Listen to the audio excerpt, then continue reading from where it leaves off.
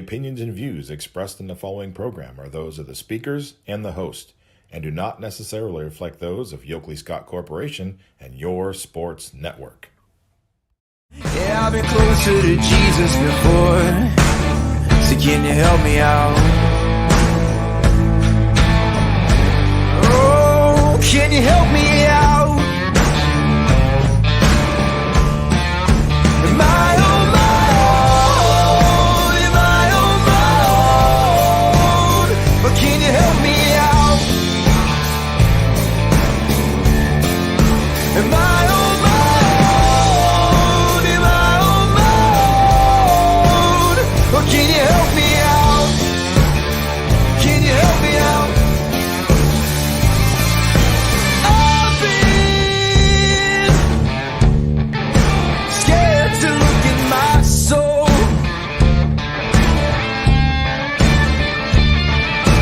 I've been afraid I would follow the road. Yeah, afraid of the things I've been told. And hello, everybody. Welcome inside to a Thursday episode of Running Point on YSNLive.com, brought to you by our good friends in the top right-hand corner of the screen right there, Greenwood Chevrolet in Austin Town. They go the extra mile for you. We try to do the same here on this show every single day. Trying to get that right. All right, there we go. And one of the ways we do that, of course, is our player profiles that we feature every day on this show. Today is going to be another one that's previewing the district championships. Remember, we did this with Cindy Watts, and we've done this with Mary Brandt in the district semifinal round. We like to feature players that are playing in that night. So tonight we will venture into Columbiana, who is playing for a district championship tonight against South Range, and we're going to talk to their shortstop / pitcher / power hitter, all of the above, right? Caitlin Pleska, her player profile will be featured on today's show. So that's coming up for you. We have a recap of last night's action, and then, of course, we will preview all of tonight's games. We have district championships in softball. We have more sectional championships in baseball, and a couple of them that had to be moved to today because of weather from last night. So let's get right into it. Let's hop into the scoreboard.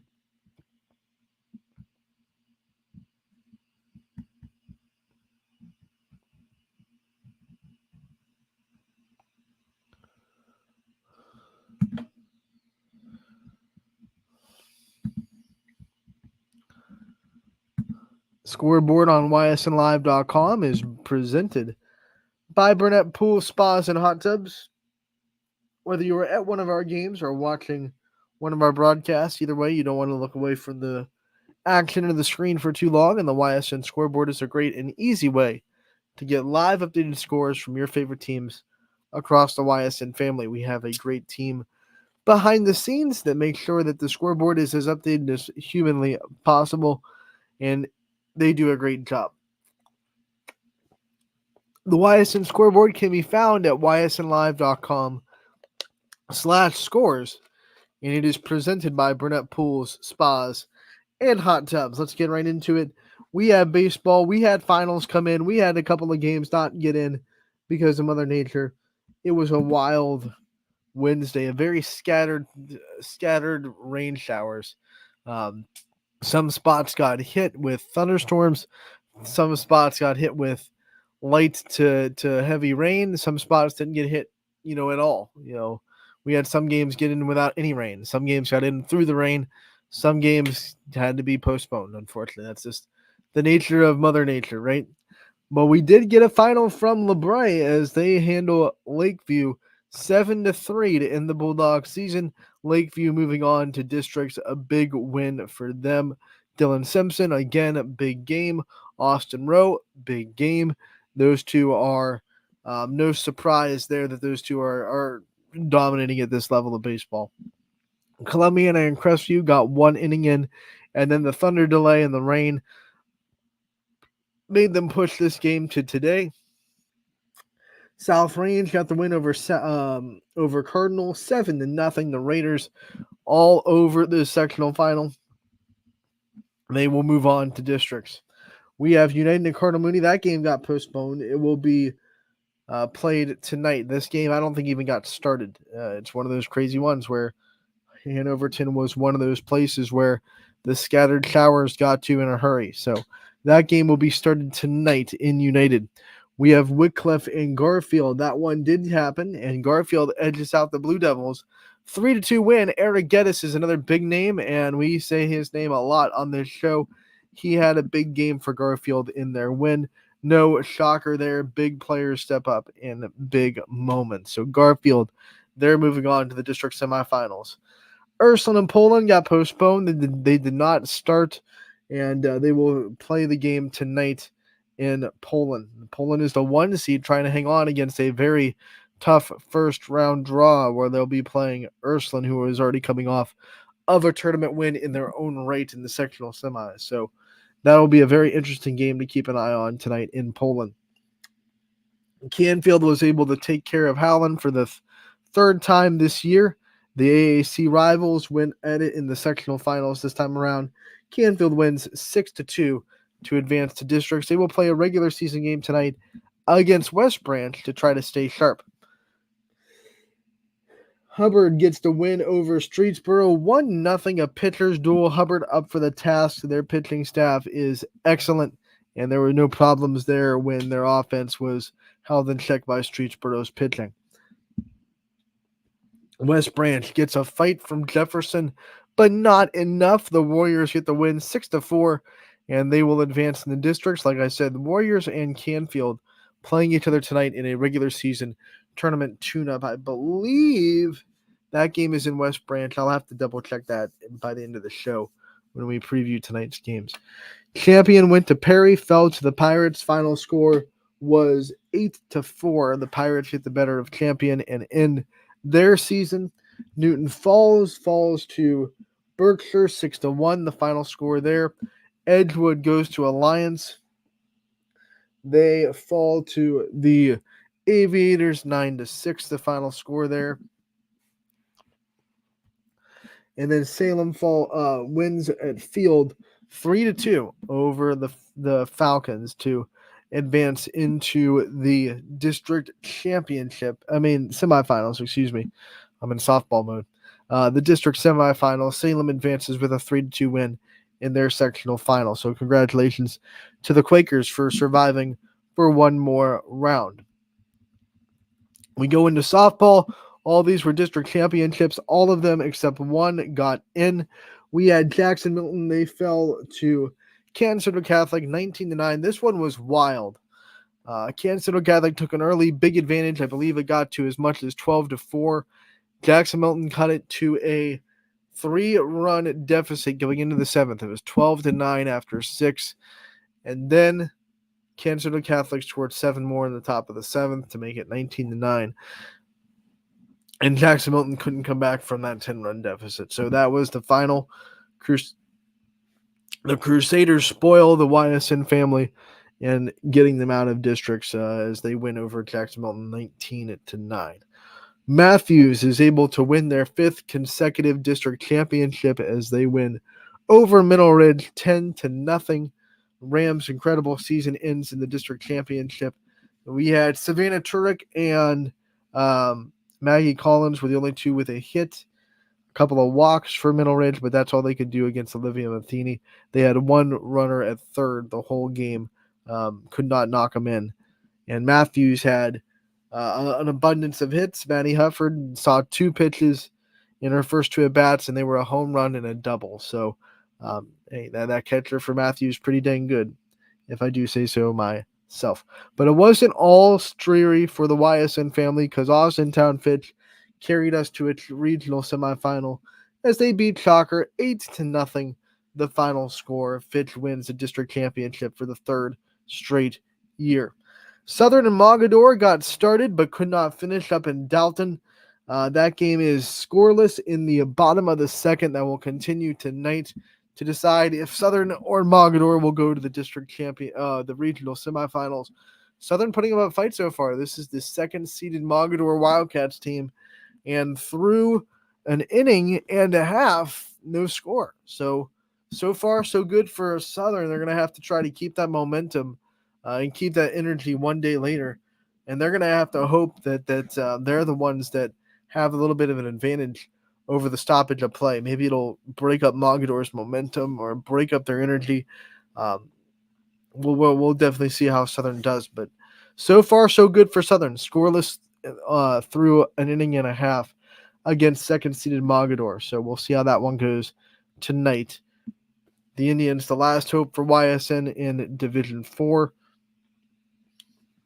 as Middle Ridge and Jackson Milton both in their seasons in that division. Tonight we'll have Divisions 2 and 3 in the district championships as well. All of them seem to be going good. You look at Storm Tracker 21. As far as weather today, I think we're going to be A-okay. No rain in the forecast. In fact, first pitch for district championships, the clouds are going to clear. It's going to be sunny and 77. The skies are going to open up for these district championships, which is awesome. You'll love a good softball weather. So sunny and 77 at first pitch, according to Storm Tracker 21. Our good buddies down there at WFMJ do a great job in their meteorology department. It makes it easy for us when we're talking about the weather to pretend like we know what we're talking about, because we just kind of mimic what our buddies over at Storm Tracker 21 talk about.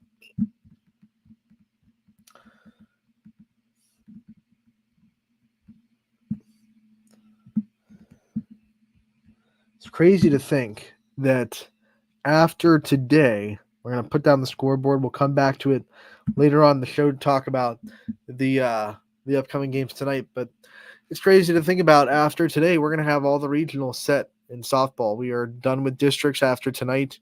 Regionals start next week. All regionals are going to be on the same day, and they're not going to be staggered like the districts were. So all regionals will be on Wednesday for the semifinals, Friday for the championship. And the sites, we already know that Austintown Fitch will be back at YSU. That will be on Wednesday.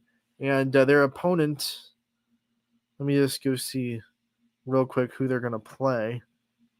The OHSA bracket. I could have pulled it up, but trust me, it would actually take longer for me to pull up and share it on the screen than it would for you guys just to watch me for a minute.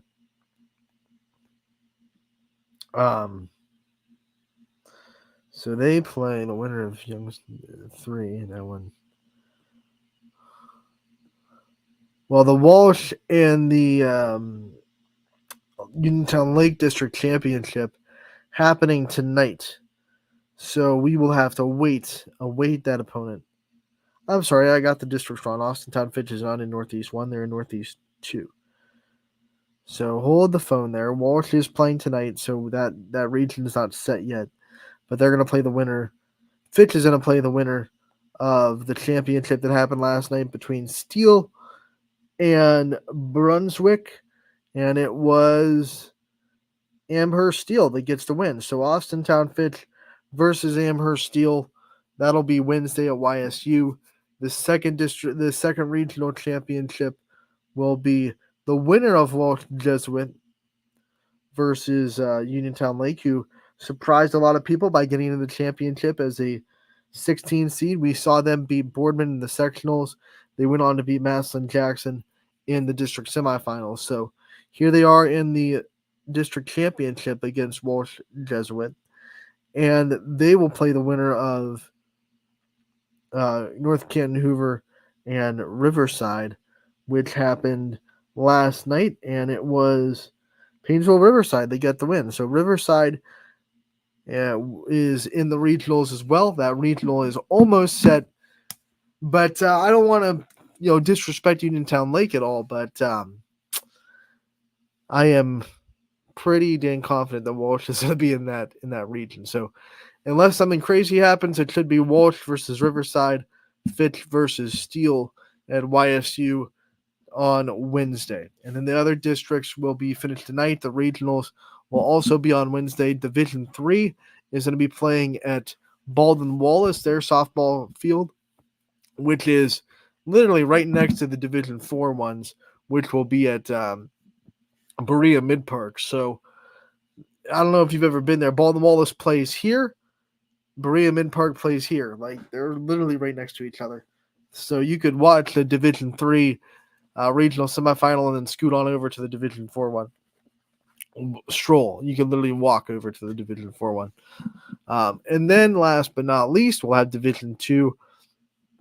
If Canfield's able to win tonight, they will go into Nordonia for their regional. So that will be Wednesday as well. So stay tuned for the times and matchups of all of our regional action. We are guaranteed at least one because we have Fitch. We're guaranteed at least 2 Division 3 teams because both the Division 3 districts are all YSN. So we're going to either get Columbiana and South Range or Lakeview and Champion. You know, 2 of those teams are going on. So we're going to have 2 Division 3 regionals. Hopefully Canfield's able to pull it off tonight. They'll get in there too. And we'll have 1 in D1, 1 in D2, and at least 2, actually 2 no matter what, in D3. So with that being said, one of the things that I just kind of want to talk about today, I do have something I want to talk about because we have a little bit of time, a little bit of a light scoreboard with Mother Nature ending some games early last night. One of the hardest parts of our job, at least for me, is these end of the seasons, right? I was at Middle Ridge's game last night taking pictures. We are at YSN. We strive to not just show up at the game and then leave, and then it's just a job to us. We want to make connections with these communities. We want to build relationships with these players and support these players and really be emotionally invested in what they're doing. So when you do that, you make a lot better sports coverage. I'll tell you that much. When you genuinely care about the student athletes you're covering, you're gonna do a better job. I will die on that hill. That if you are just kind of there for a job and you get in, get out, you will never compare to the guy that cares about what they're doing, cares about the people they're covering. But 2, it does make it hard to watch seasons end. It's a bittersweet feeling because you're so proud of the teams for getting to that point and you want to support them and you're excited that they're there. But then eventually seasons end and only one team is going to be happy at the end of the season. So you do have to kind of navigate those emotions when you're invested in these teams as well. And one of the things I want to it's kind of like a TED talk, I guess I could say, to all the people. If I could share one nugget of knowledge or advice to all the student athletes out there, the YSN family, that are about to end their seasons, because the reality is only one team's going to win at the end of the day. So a lot of our YSN teams are going to end their season soon. So if you're out there and you're ending your season, one of my big takeaways from it is, yes, feel your emotions. Yes, obviously, I said it.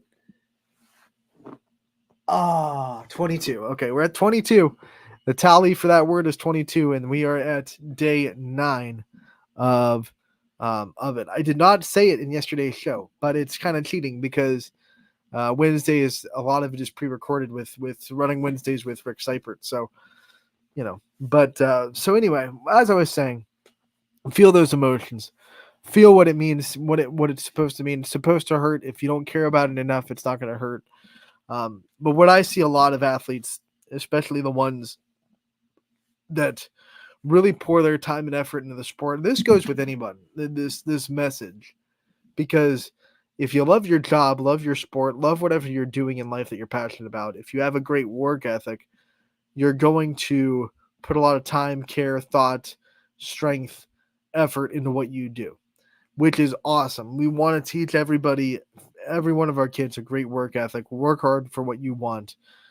Strive for the best, grind, get that nose to the grindstone, all those cliches that are really true. Cliches are cliches because at one point they were so true that you said them a lot, right? So you'll want to teach these work ethic, but the one caveat to a really, really good work ethic and pouring your heart and soul into something is you can fall into a trap.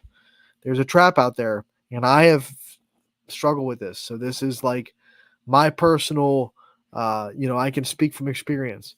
You start to place your value and your worth into the results that you get out. So when your results aren't what you want, there are athletes out there, I've talked to them that over the years that feel like they aren't worth it because they lost a district championship or they're not they're not up to standard because they lost a regional semifinal or they lost a regional championship or they got to state and they didn't win. They wrap their worth, their value as people and as players in the results of a game, and that is a trap. Ladies and gentlemen, if you are listening, if you are watching, if you are a first-time watcher, I've said this before in previous years. I stand on this rock and I will die on this hill. You want so bad to do well and you work so hard at something, whether it be your job, your sport, anything in life. If you pour your energy into it, that's great. But you inevitably, it becomes easier to put worth and value into the results that you get out of it. For me, it was always, especially when I got promoted a couple years ago to content director, and it was all about getting as much content on the site as possible and trying to get the best content. And it went from not covering two schools at that point. Before I got the promotion, I was pretty much in charge of content for South Range and Poland at that point. And I was, everyone else, it was just like, hey, someone else is in charge of that. We had another guy in that seat. I worried about my teams and where I was at, and that was my job. But then when it became, hey, you're in charge of every team in the YSN family and you have to get them all content, that's when, you really, you grind, right? You put your head down and you work extremely hard.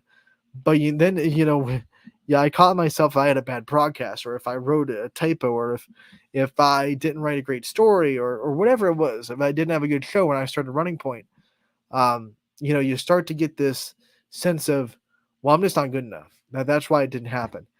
And this is dangerous. It really is. When you wrap your value and your worth into something that you are passionate about, that can lead to some pretty unfortunate consequences. My advice to you is find other things. Whether if you're religious like me, you find your worth in God. If you're not, find your worth in something that is tangible, that is not going to shake your foundation, that isn't so fickle like sports. Because the reality is, no matter what you're doing, no matter what sport you play, you're going to lose eventually. You're going to lose at something. You're going to make mistakes. No one, not even Tom Brady or the GOATs or Michael Jordan or pick your sport, Derek Jeter. None of them went through their career without losing. Right? They lost. They had bad games. They threw interceptions. They did things that they don't live up to their standard for. But I think if you ask all of them, there is something in their lives that they put a little bit more value on than football or basketball or baseball or softball. It could be God. It could be their family. It could be their marriage. It could be, whatever it is. There's something in their life that is a lot more stable than sports, that they hang their value and their self-worth on. I promise you out there, if you're a student athlete, especially these ones in high school where you're going through a lot of emotions anyway, right, as a high schooler, don't put your self-worth or your value in the results you get. My advice to you is put it in the process and the way you get to where you're at. Process never changes, results change. Results come and go, process never changes. All right, you put your self-worth into how hard you work for where you get, that's where you get it. If you work extremely hard and you go 0 for 3 in a championship game and you lose, that does not affect how hard you worked. Same thing if you fumble in a state championship, right? But you work extremely hard. It's a game, things are going to happen. But you put your worth in the work ethic and the process that got you there instead of the final result that you get. Because at the end of the day, I just said it 5 minutes ago, one team wins the state championship in each division. One team wins the Super Bowl. One team wins a World Series. One team wins a NBA Finals championship. Does that mean that every other team is completely worthless and those players didn't work extremely hard to get to where they're at? They don't have value because they didn't win a Super Bowl. I know that becomes the narrative, right? Hall of Famers, how many Super Bowls do you have? But once again, those players Hopefully, we've had players that don't. We've had players that go into despair because they didn't succeed in the NFL. We've had plenty of athletes, unfortunately, that have committed suicide because they're just not in the right mental frame. They put their self-worth, they put their value in the results on the field, on the court. When you are going through championship round, tournament action, postseason, please, for everything that I have in me, don't place your self-worth on your results that you get, even if you're winning, because it can lead to bad things if you put your self-worth on a winning too, because eventually you won't win. And then what do, right? If you think you're all that because you're winning and not because you're working hard, but just because you're winning, what are you going to do when you lose at something? Because you will lose. Like you will lose. Life hands you losses. You will get that L. So the teams that are really, really used to winning and getting there and winning, they can fall into that trap just like teams that don't reach their ultimate goal too. It can be the opposite. You can turn that on your table. So once again, my TED Talk for the day, as we see these seasons end and we see the heartbreak of losing, it's okay to feel those emotions. You worked hard. You got there. It sucks to lose. You get it, right? Competitors should be mad about losing. I'm not saying don't be upset that you lost. What I am saying is don't turn it into you were not good enough because you lost. Or your self-value, your self-worth is less because you lost. That's not the lesson that sports teaches. Loss just means that another team on that given day executed things better than you did. Out-execute you. Right? That's all that means. And that doesn't make anything to do with what kind of person you are, where your value is, where your worth is. And once again, I've said it before because I do it with my job. I fall into the trap. So if it's sports, if it's your job, trust me, if you're passionate about something, you work hard at something, that's great, but it makes you susceptible to this. So my TED Talk for the day, while we have the time, make sure you're putting your self-worth and self-value in things that matter. For me, it's God. For me, it's my faith. I know that's not everybody's thing, and I'm not trying to force, my beliefs on other people, but that's just where I sit, right? So where you sit, whether it be your faith or whether it be something else, just put on something stable, put on something that's not going to go away, not going to shift, not going to be as fickle as sports can be results-wise. My advice, if it's not going to be your faith, do it. Do your work ethic, do your process. Process never changes, ladies and gentlemen. Results change, results come and go. Process doesn't. That's my motto. That is my motto every day. And on that note, we are going to take a break. When we come back, we have a player profile to feature. It is Caitlin Pleska of Columbiana as they gear up for a district championship with South Range tonight. That's going to be an exciting interview. You don't want to miss it. Come back on Running Point and see it. Brought to you by Greenwood Chevrolet in Austintown. 21 News delivers the news as it happens, using the latest technology from where it happens. On air, online, Wednesday afternoon weather update. Very dangerous. and on the 21 News social media platforms. I'm on the road right now. 21 News, the Valley's only locally owned source for trusted news since 1953. Craftsmanship to us is 60 years of pride and dedication. Passed down from generation to generation. The hardwood floors that your kids take their first steps on. The solid wood doors you quietly close at night. The things we create day in and day out are the products that end up turning your house into a home. At Baird Brothers Fine Hardwoods, uncompromising quality and craftsmanship built our business. And it will keep us moving forward for generations to come.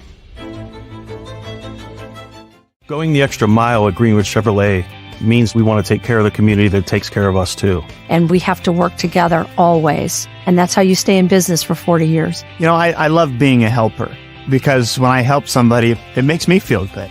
It means a lot that I can make a difference in others' lives. So I will do everything I can and just being there for them every step of the way. I want them to know within the first 5 minutes that they could depend on me. That's what going the extra mile means, only at Greenwood Chevrolet. Before the lights come on, before the workday begins, before a long day is ended, or it's time to have fun. It all starts with the people at Joe Dickey Electric. From replacing a light fixture in your home to building a substation for your business, no job is too big or too small. The people of Joe Dickey Electric power them all. Joe Dickey Electric, over 60 years of powering the Mahoning Valley.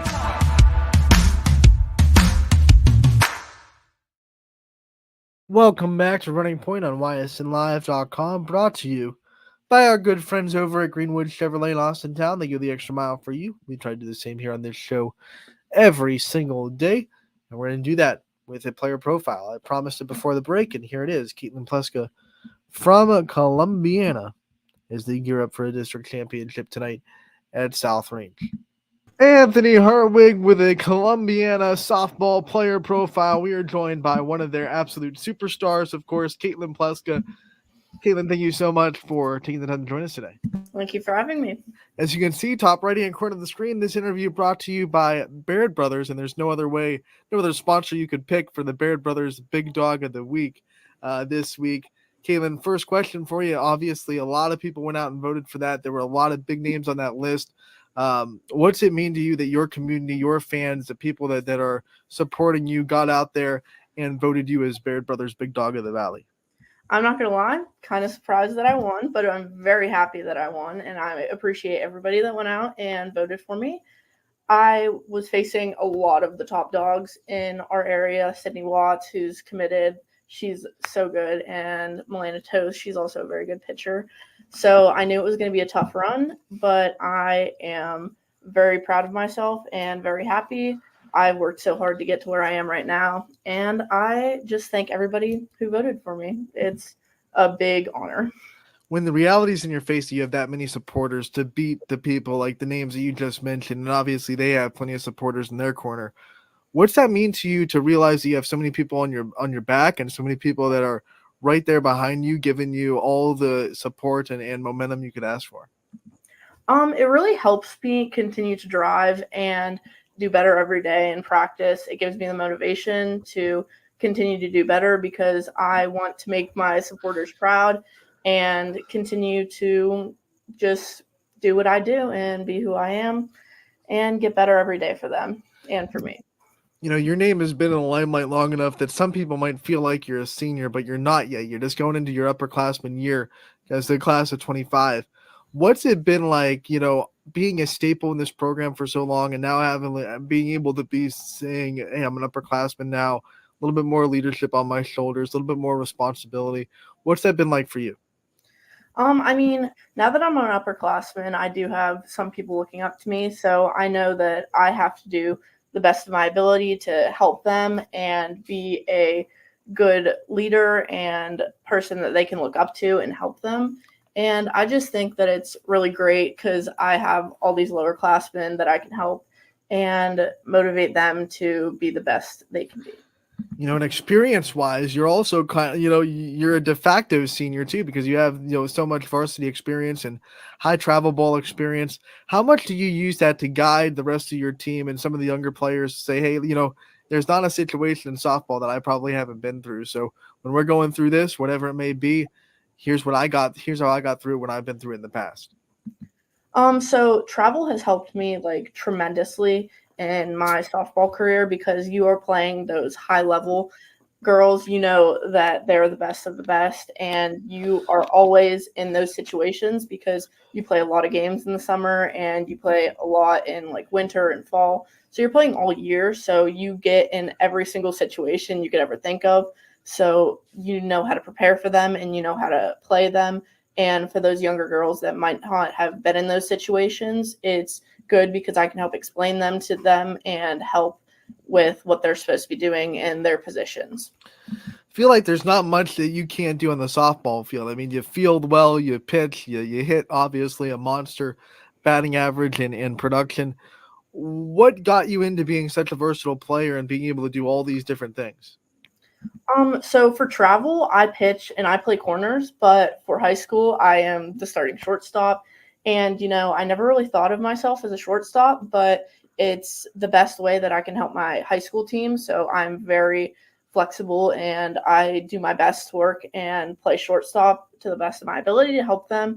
So, you kind of just got to do what's best for your team, even though if it's not one of your like main positions that you've worked on, you just have to be able to consider that it's where your team needs you best. So you just have to do what they need. With these different roles, you're switching mindsets a lot. You're going from a fielder's mindset to a pitcher's mindset to a hitter's mindset. How are you able to, switch it off and turn into a hitter and turn into a fielder and then turn into a pitcher? So I think pitching helps like a lot of that, because as a batter, you're not just thinking about the batting standpoint, but you're thinking about the pitching standpoint from like their pitcher. You know how they might think because you know how you pitch and what you think when you're pitching to batters. So it's nice to have that perspective while you're hitting. And then in the field, that's just kind of a different thing, but you field when you're pitching to every occasion. But being able to field, that's what I've been fielding longer than I've been pitching, so it comes more natural. And again, that's one thing that you always work on. I work on fielding, pitching, and batting all the time. So working on all three of those things, it's just kind of an instinct at that point. Obviously, you enjoy all three because you put work in all three of those aspects of the game. But where do you feel like you're in your element? Is it in the field? Is it at the plate? Or is it in the circle? I really am confident with myself at the plate.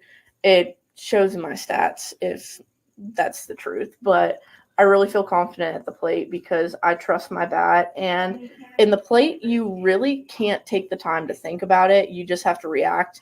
In the field, you can take time to think. And when you're pitching, you can get in your own head. But when you're at the plate, it's just go. You have to trust what you do.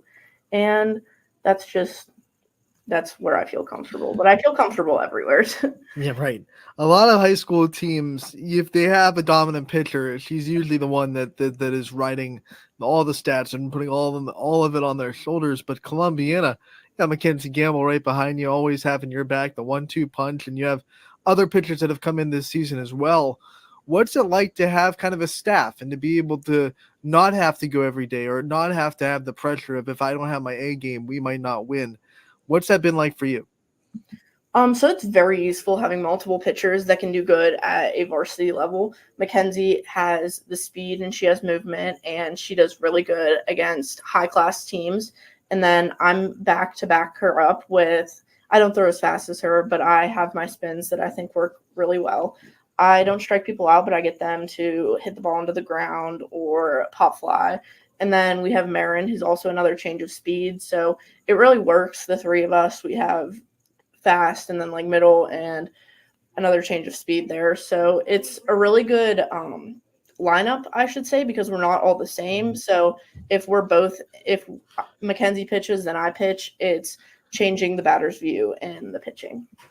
We know that when you have pitchers on the team go up against each other in practice, you got to see live pitching. What's it like trying to hit against Mackenzie, and then what's it like trying to pitch to her too? So pitching to her was always fun because she's a really good hitter. So I really have to think of the pitches I want to throw to her. And hitting off her again, I have faced higher level pitching like her and travel. So, again, you just got to go and trust your bat and hit.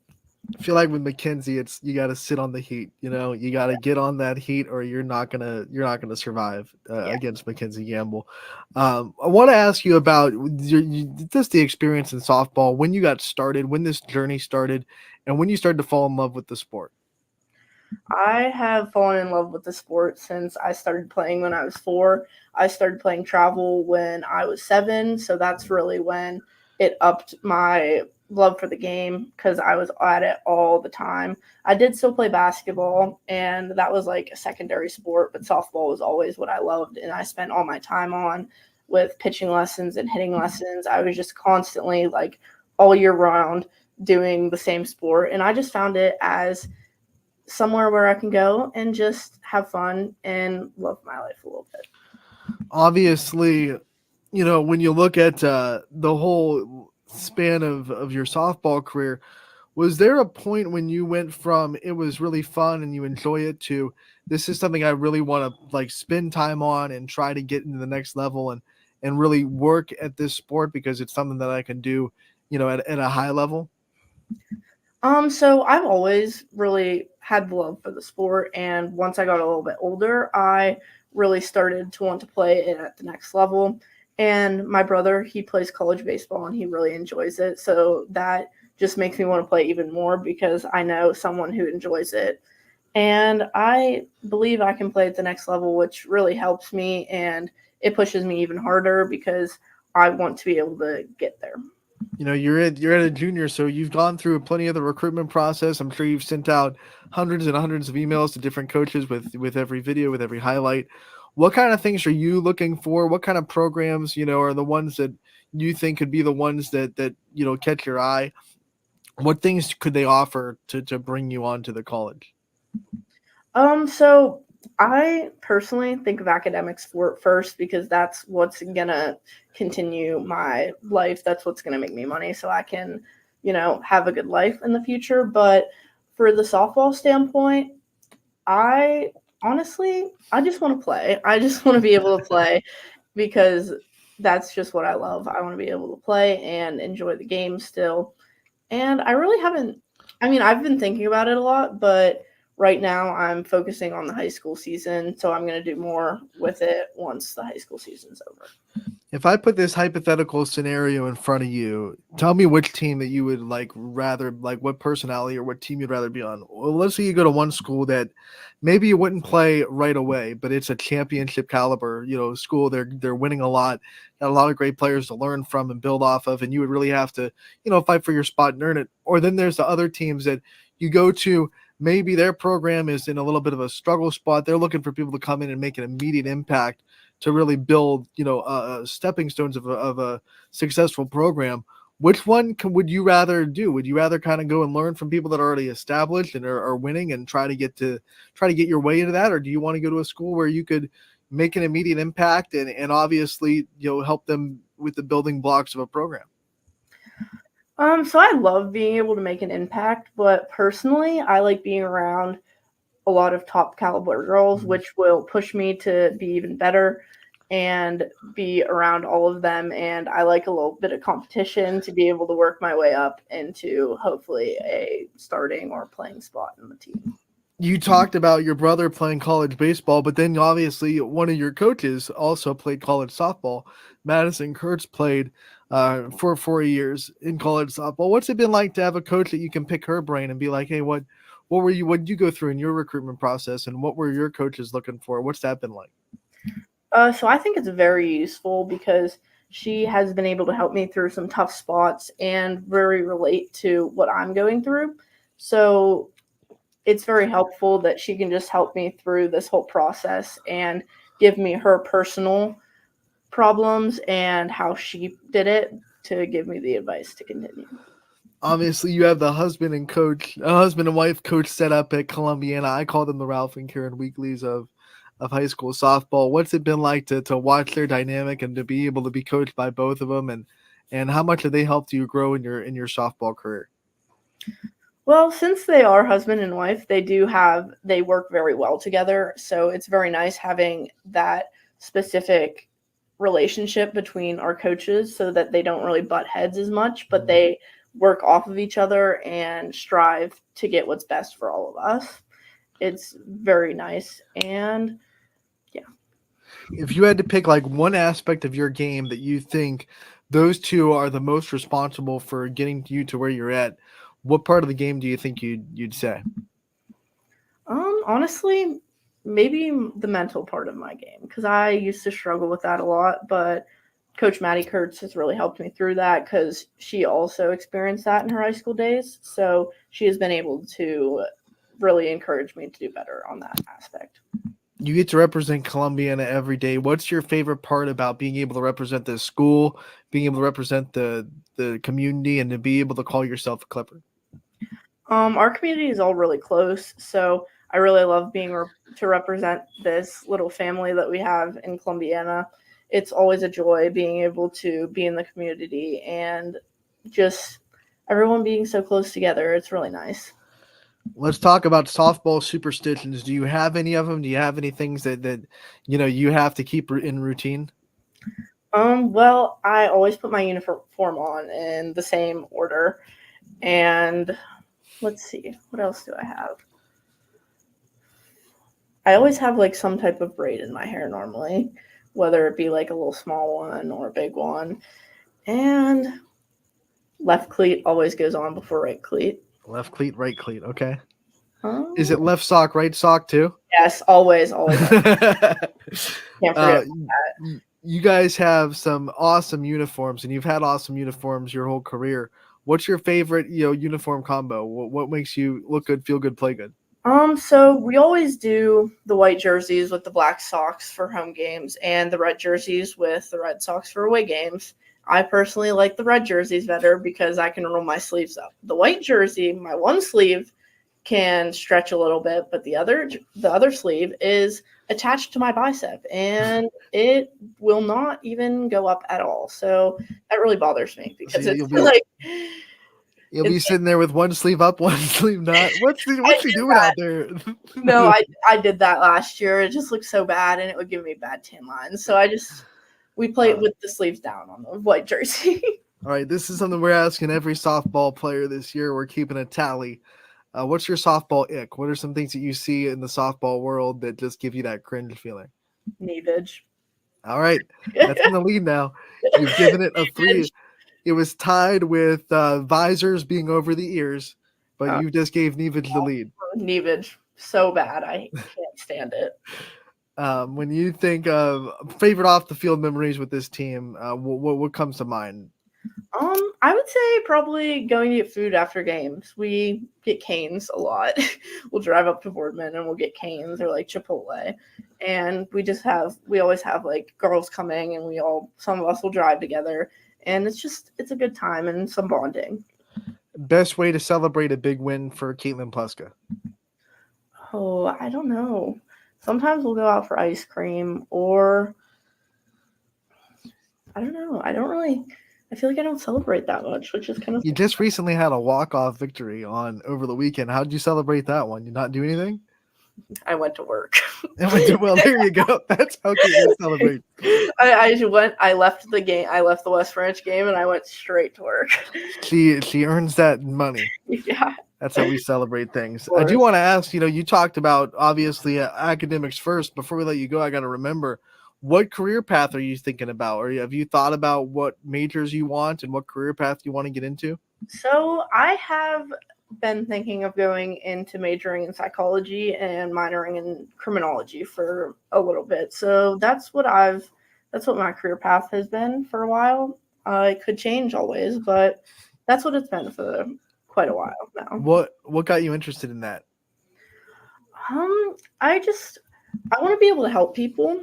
I've been through a lot myself, so I can relate to them. And my dad has put in my head that AI is going to replace a lot of jobs. So he's told me that I need to think of a job that won't be replaced by AI. So that's also part of it. But the fact of helping people just really it sparks my robots are taking over the world. Yeah. Caitlin, one of the things we also do with these player profiles is we give the player the chance to take the limelight off themselves for a minute and shine on their support system, the people that have had their backs throughout their career. So I want to do that for you. I want to give you the time to thank the people in your life, whoever you need to thank. You have as much time as you want to do it. Okay. So I want to thank my dad for always being the ones to take me to my lessons, take me down to the field to hit by myself or hit me ground balls. He's always been the one. And he also catches my pitching lessons. My mom would be the one to take me to all of my travel tournaments. So I wouldn't have been able to play travel if she didn't do that. My brother, he always pushed me because we would always have that sibling rivalry where we would want to do better than each other. So that was always helpful. And he'll also talk to me whenever I need help. And to all my teammates on high school, they've always pushed me and been a great team. My travel teammates I love because we're such a close group, which makes softball so much more fun just to be around all of my close friends. And they also push me and want me to do my best. My travel coach, head coach, Coach Gott, he also always pushes me to do my best, and he'll let me come to our building and hit and pitch whenever I really want when there's no one in there. and he's always been congratulating me. He'll text me right after my games and congratulate me on how I did. So that's really just, that makes me feel really good. And yeah, that's a lot of who I really appreciate in my softball journey. All right, Caitlin, we want to thank you so much for joining us today. We appreciate it, and we wish you the best of luck the rest of this year. We can't wait to talk to you again real soon. Thank you so much. That was Caitlin. Oh, sorry. That was Caitlin Pleska, Columbiana pitcher / shortstop / power hitter / everything, right? There's not much she doesn't get done for the Clippers. Catch her tonight in the district championship. Both softball teams came together to sponsor this game. So it is a dual sponsorship between Columbiana and South Range. These two programs are very close. You know, Manny Kurtz, the assistant coach for Columbiana, played for South Range, under Coach DeRose, graduated with me in class of 2011 on a scale of 1 to 10. We're 11, baby. And then Daryl Kurtz was also on the staff at South Range at one point before they moved on to Columbiana. So two programs that are very close to each other, that know each other well. First time they've played in the tournament game in a long time. They used to be, obvious. I'm going to count it. I got halfway through. 23 is my tally for that word, that godforsaken word that I cannot shake out of my vocabulary. What was I saying? Aren't you glad you don't pay a subscription for Runnng Point? These two programs are very close. They used to be conference rivals back in the old ITCL days, and they were highly contested. In 2012, even South Range was a really good softball team. They were one of the area powerhouses on the first couple years of this dynasty they've built now. And Columbiana went to state that year in the division below them. I think they were Division 4 back then. So it's been a heated rivalry, and a lot more heated before when they were conference rivals. They had to play each other twice a year. They did not like each other. I'll tell you that much. I remember as a student going to support South Range and going to Firestone Park, and it was definitely enemy territory, right? Both teams were very much motivated to beat one another in those matchups because they were both well-respected programs in the area, and they were both very successful. So that being said, we renew the rivalry tonight in the district championship. Everything on the line. South Range trying to go back to regionals to try to have a chance to go back to state. Columbiana trying to get into regionals for the first time in a while. I believe, I could be wrong, but I believe since back when they went to, and had that state run back in 12. So that's going to be a fun one tonight. I'll be on the call. Thanks to our generous sponsors from Columbiana and South Range softball programs. They both got together and sponsored the game. So I will be on the call tonight from South Range District Championship. It's going to be fun. Then you go into softball at Canfield. Not at Canfield, at Hubbard with Canfield against Marlington. That game will also be on the network. Matt Marr will be your announcer. That game is sponsored by, I want to get this right, so bear with me. I'm going to double check, make sure I am correct. It is sponsored by A&G Embroidery. A&G Embroidery is your sponsors for this district final game between Canfield and Marlington. It will be on the network tonight. Matt Marr will be on the call for you there as well.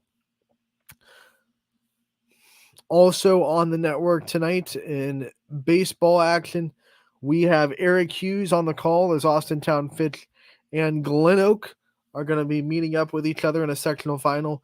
Thank you to the sponsors of that game, who are dual sponsors. Bling My Yard and Austintown Bounce have come together to help sponsor this game. So that one will be at 5 o'clock. Eric Hughes will be on the call. A big game for that. Cardinal Mooney and United will be played, originally scheduled for last night. They had to cancel it because of the weather. So that one will be played tonight as a makeup. And it is sponsored. DJ Oakley will be on the call there. And thank you to the sponsors of that game, which are Teddy and Ryan Reese, who have come out and let us cover this game for free.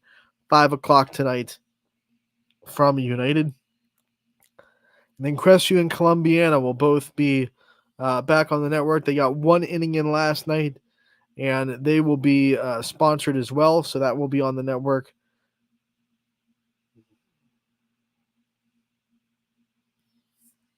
And their sponsors are the Columbiana McDonald's. Ba-da-ba-ba-ba. I'm loving it. So there you go. Those are the games on the network tonight. We have 2 softball championships. We have 3 baseball championships and sectionals. We also have 1 softball regular season game, and it is a CVC championship. They have to come out and finish out that conference. Madison and Edgewood playing each other in a big one tonight. 4:30 is your first pitch. Larry Jennings will have the call. The winner of that game wins the conference. So both teams have been eliminated from the playoffs, unfortunately, but they had to come back, square out some conference games, and crown a conference champion. So there's still plenty to play for that Edgewood team that had a great year